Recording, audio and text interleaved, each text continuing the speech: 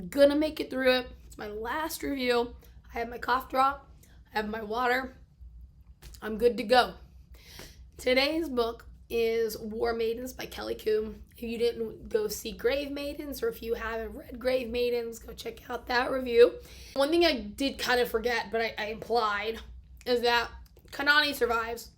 What she has done is the whole previous book, Grave Maidens, was about her saving her sister from becoming a sacrifice that goes to the grave when the king or the Lugal dies. He does end up dying, and Kammani is then conscripted to also be a sacred maiden. And so she is stuck in this tomb along with her sister, the two other sacred maidens, and then the Lugal's son, Nin Arwia, as well as a guard. But what she has done is she's concocted this plan to save them. It works. Then she and the others spend time formulating a plan.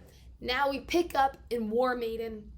They've sought refuge amongst another people group, another land, and Kammani has become the Azu, or the healer of these people. She was able to save their female warriors from this great illness. It's opening up with this ceremony honoring her and then bestowing this necklace upon her, saying, hey, we owe you a favor. You've done a great service to us. If you need something from us, here, this is the token that says we owe you one. I thought it was pretty snazzy of Coon to get rid of the two other sacred maidens early on in the book. One, she says died before the book opened, and I was like, wow, that was clever.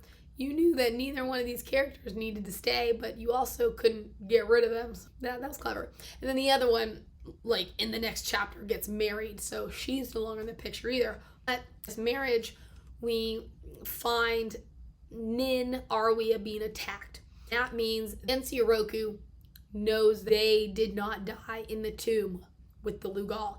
I don't know. I kind of have issues, but before I get into issues, I'm just gonna say the plot is taking control back from Uruku, who has kind of turned their land on its head and has been doing terrible things to the people, and he's been ruining trade routes, and so it's like we just gotta get him off the throne. The problem is, in Arwia, in Grave Maidens, chose to die. And this is, I say chose, and I don't know why, it doesn't deserve quotes. She chose to die. I don't really see how she kind of has a foot to stand on, except that Uruku is doing terrible things. But she has no foot to stand on to take the throne back from him, because everybody thinks she's dead. And even though he's doing bad things because he's power hungry, he didn't, except for the fact that he killed the Lugal, he didn't do anything to the Nin. So it's not like she can come back and be like, give me my throne. Like, you tried to get rid of me. And that's when I'd had an issue at the end of the last book with her volunteering to die of her own volition, because I thought it would have made a lot more sense if we'd had this mystical, magical element of the book in which we had Uruku convincing her or spelling her to kill herself. Because I think if then she'd come back in Warmaidens and been like, you tried to kill me too, you put me under an enchantment to do this, and now, I'm coming back to claim my throne, I think it would have made it much stronger. Honestly, he and Gudana, who was his partner in crime, we really didn't see them. You knew that at least he was bad. She was just controlling. You could tell there's something going on with him, but with her, you're just like, oh, you're not a nice person. But honestly, there wasn't enough of them in the first book for me to be like, yeah, we need to overthrow them, and they're terrible people. Yes, they were terrible people. They were doing bad things in this book to the people. But I was like, you didn't really set them up as villains except to say that they're power hungry and they want the throne. With the first book, I said there's a lot of underdevelopment. And so that then is bleeding into Warmaidens, which I did like better, only because I need more legs to stand on in order to be like, yeah, we have a reason to get Uruku off the throne. Yeah, what happens is, and this was something I predicted, although it didn't go the way that I thought it was going to go, was that Kadana, Kan- Kanani was going to ask for this woman's army to be her fighting force. I thought we were going to get a certain way into the novel, like more towards the end, and she was going to realize she'd have to call in that favor. But what happened was we got maybe a third of the way in the novel, like not even, where they talk to the ruler of this new country that they're living in. And the new ruler is like, yeah, we need to get rid of Uruku, and I'm going to go in and I'm going to take over. I want him brought here and I'm going to kill him here. She's like, you guys need to stay out of it. So they're like, yeah, sure, we'll stay out of it. But then they end up trying to sneak out only to be caught by some of these female warriors. And they're not caught, like, that's why I quote it, is it's not like the queen was saying, oh, you need to go spy on them and bring them back here. No, it was, they respected Kanani enough that when they overheard her plan, they were going to follow her. And they reveal themselves, and it's at this point that she's like, I want to call in my favor. But essentially the head of the guard is like, no, don't use your favor for this. But then in the end, that's essentially what she used her favor for, and she handed the necklace back. I thought it was going to be a bigger deal. And then she calls in this favor. I don't know how much of this women's army is with them, but there are two warring factions. There is Umi, who is on Kanani's side, saying, we need to handle this with foresight and thought. And then there is Hugal, I think that was her name. I don't know. Listening to this book made it very hard for me to keep up with names. That could be actually the name of the sacred maiden who died. Whatever. The other leader of this women's warrior group was like, no, we just need to barge on in there. She gathers some of the forces, and they do, and they fail miserably. And I'm like, if you're so great of a warrior, how did you lose so easily? Kanani is like, this is what we need to do. We just need to poison Uruku and Kadana. Presto Bango, we're done. Only for her to realize that Kadana is pregnant. And I was like, that's a good twist. Did it actually end up being important? No. Did her plot to poison Uruku work? No. Which I thought was really interesting, because when we got to that point, I was like, wow. Like, he's going to die fast. Where's this book going to go? What happened was she used a poison that just wasn't as effective. It wasn't as strong as she'd intended it to be. So it made him sick, but it didn't kill him. But then it did alert him to the fact that someone was trying to kill him. Things happen. And Iltani, who is Kanani's best friend, she is someone I enjoyed in the first book. She's real snarky, really funny. She was a pretty minor player, but then in this book we open up almost automatically with her being a drunk, and I thought that was a little sudden. It's alluded to the fact that she is very sad. She is more sad about leaving her home than she lets on.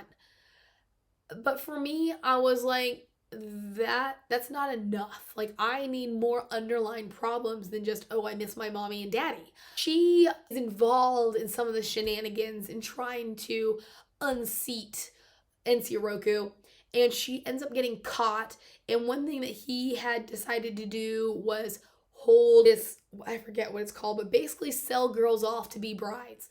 So for guys who can't afford a bride price, here you go. And it's supposed to provide more goodwill. I think it's supposed to provide some money to the poor who, he's been stripping of food and resources and blah, blah, blah. So she ends up getting sold to this guard named Gala. And this was something I didn't quite understand. So Gala is a friend of Dagon. And he seems to be somebody that they trust and that they respect. Yet they don't trust and respect him enough to respect Iltani. Eventually she does say that even though Gala had promised Dagon he wouldn't try to force her to sleep with him, apparently he did.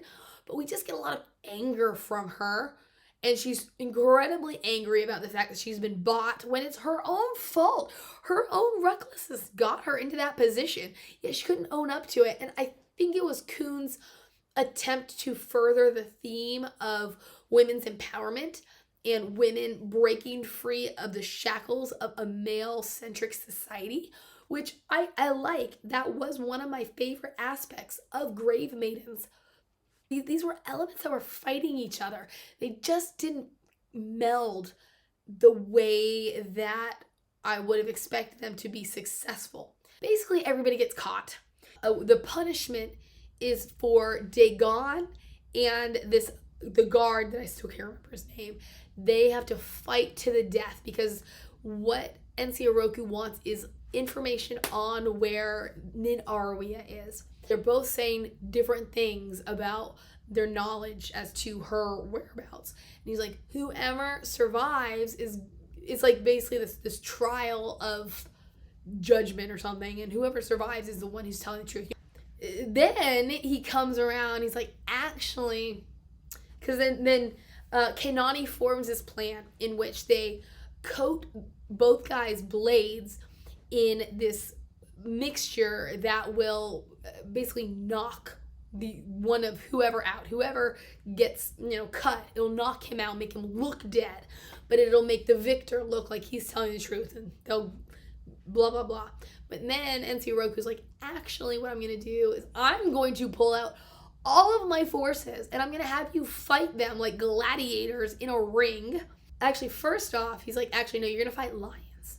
So that the guys defeat the lions, but not before Iltani and Kammani are like, you need to go save Dagon's brothers because they're over there and they're going to get themselves in trouble. They're going to fall into the pit. They're going to do something. So in his attempts to save them, he falls into the pit and gets mauled by a lion and dies. Guys defeat the lions only for the troops to be sent out. And then this is the end of the book, where at the very last minute, Nin Arwia comes with the cavalry of women. So I don't know if this is more women that have come from Manzazu, or if they unite all of the troops. Instead of having two factions, they kind of bring them together as one.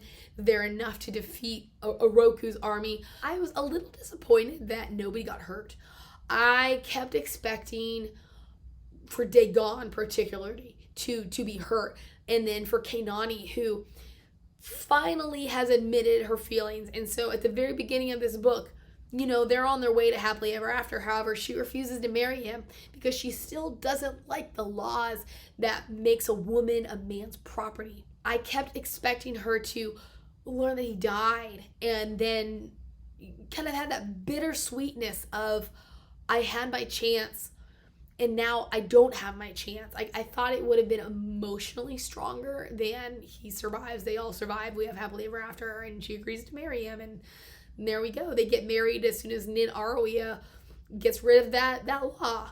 The biggest thing about Warmaidens is I had mentioned in Grave Maidens that the one thing I had expected was for there to be a supernatural element, and there wasn't until the very end, because they're all about their gods, in particular the boatmen, who, like Sharon Charon from the River Styx, ferrying souls over to the other side. All of a sudden, at the end of the book, he appears and he takes the blue gall to the other side. And so this book is really expanding upon who he was, and apparently he was a soldier that committed a great number of sins. He murdered a lot of people, and as penance, he had to be the boatman until he had made up for all the damage he'd done. Kammani is getting these visions all throughout this book. Then at the end, she has this vision of him with his army, and so that's when the Nin comes in, and I was like, I liked it, but at the same time, I thought it was kind of disparate from the storytelling. It didn't go along with the tone of the novel. I really liked it. Like, I would have loved it if it had made more sense, if there had been more from Grave Maidens to tie in and make this supernatural element make more sense. What we see at the very end of the novel is that Uruku becomes the new boatman. I was like, that's right, get your comeuppance. Donna, who is pregnant, I kind of expected her and the baby to die because when all this fighting is happening, she's going into labor. So I expected something bad to happen from that. Nothing did. The only thing that happened was that Nin Arwia jailed her and then took possession of the baby. Gadana, who I guess was really sick, was like, I'm not going to accept any healing because I don't like you. And so she was slated to die sooner rather than later. I liked this book more because I thought we got more of the characters. We got better characters. We got more characterization, more story. But at the same time, it still wasn't as amazing as I'd hoped it would be. I still wanted more from Nanea. In Grave Maidens, I thought she was pretty shallow. I read someone's review where they saw things about her that I kept expecting to see and I never did. I was like, I mean, her whole reason for wanting to be a sacred maiden was because she missed her mother so much that she'd rather die. Very similar to the Nin. I never really saw anything until that point that made her look less than shallow. And in this book, she does seem to have grown a bit. She's pretty fearless.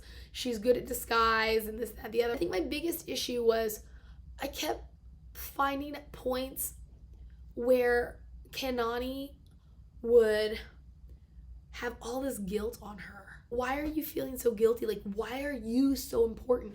Why are you the one that has to save the world?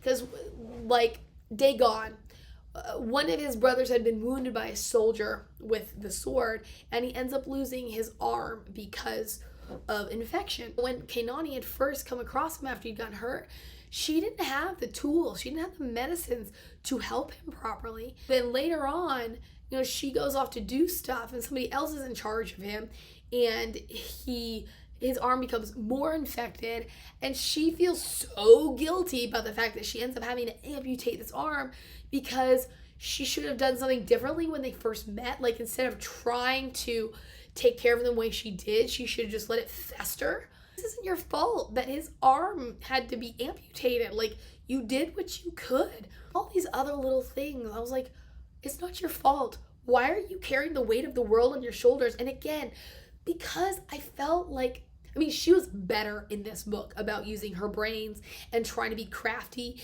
and figure out a way to a resolution.